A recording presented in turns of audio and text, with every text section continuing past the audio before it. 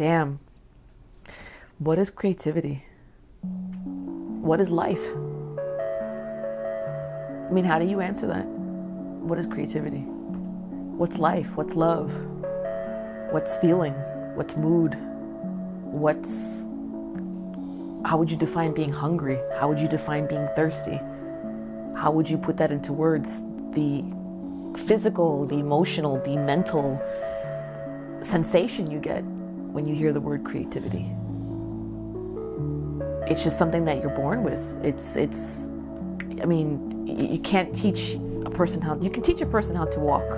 You can teach a person how to run. You can teach a person how to talk, but you can't teach creativity. You're just born with it. It's not something you can define.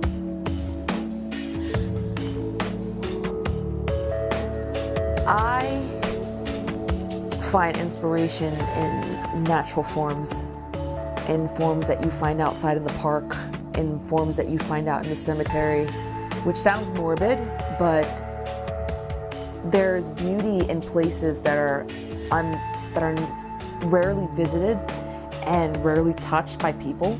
There's the certain stillness that you find within nature. I have a tendency to find inspiration in looking at a couple of shades of grass, or looking at the way the light reflects and comes down through the trees, through the leaves, the sounds of the animals walking around, things like that. I enjoy the creative process so much because it more or less is an awesome duality of frustrations and triumphs. And life is a lot about that. It's a fun process to sit down and you start with absolutely nothing. And with your own bare hands, you more or less create something and you watch it evolve and you watch it grow. And it's an amazing thing to be able to change something. You have the power to change it, to shape it, to mold it exactly how it is that you want it to look like. I think the longer it takes, the better it is for me, because I learn to connect a lot more with the piece, which is bad for a person who wants it, because then it's hard for me to part with it. Successful piece of art does not tell the viewer exactly what to think and exactly how to feel, because people don't like to be told what to do. Me as an artist, I'm naturally a rebel. I don't like to be told what to do. Who am I to tell the world what to feel and how to see things? I will give you a perspective, and I want it to be open to you to tell me how is it that makes you feel. What is it that you see?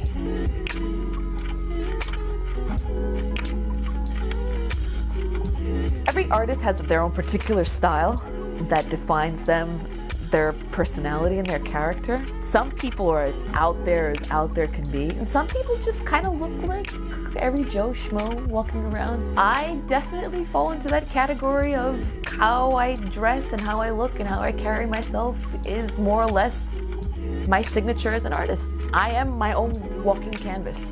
My tattoos define who I am. My hairstyle, the color of my hair, my clothing, my personality, my very loud, obnoxious, swears like a sailor mouth. I am my best artwork, and I'm still an artwork in the making as I get older. And your laugh too.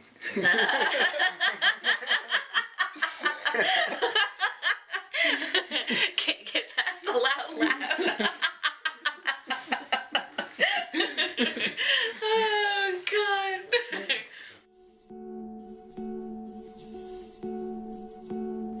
All it takes is for you to get one little glance over my work and you more or less stay stuck on it for a good 5 minutes, I think that I have accomplished and have gained success in my painting. And that's what's important in artwork. You can overwork something, you can paint it down to the nitty-gritty details and make it look outstanding, but for it to be successful, the audience has to connect with it.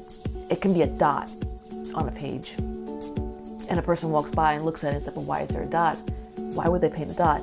What the fuck is with the dot? Why is it black? Why this? Boom. They connected to it. And right there, it's a successful piece.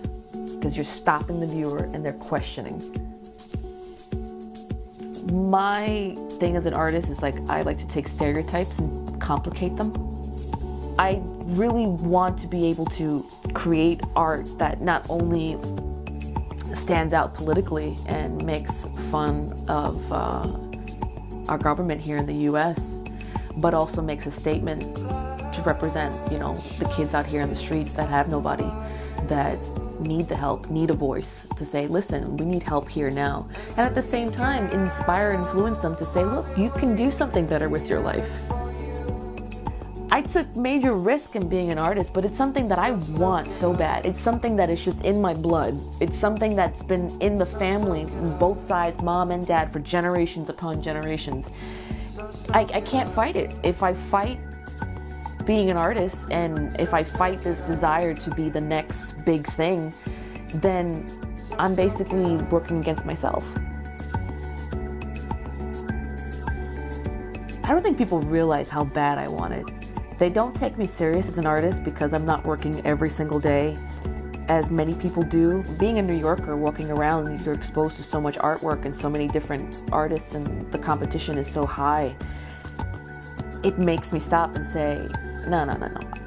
I want to be that person that anybody's walking by, no matter what age group, they're going to say, whoa, I know that person. That's Alexandra's piece. That's Alexandra Pandolas. I want to be textbooks named after me. Like, I want this really bad. This is my life. And I'm determined to make it happen, no matter the cost.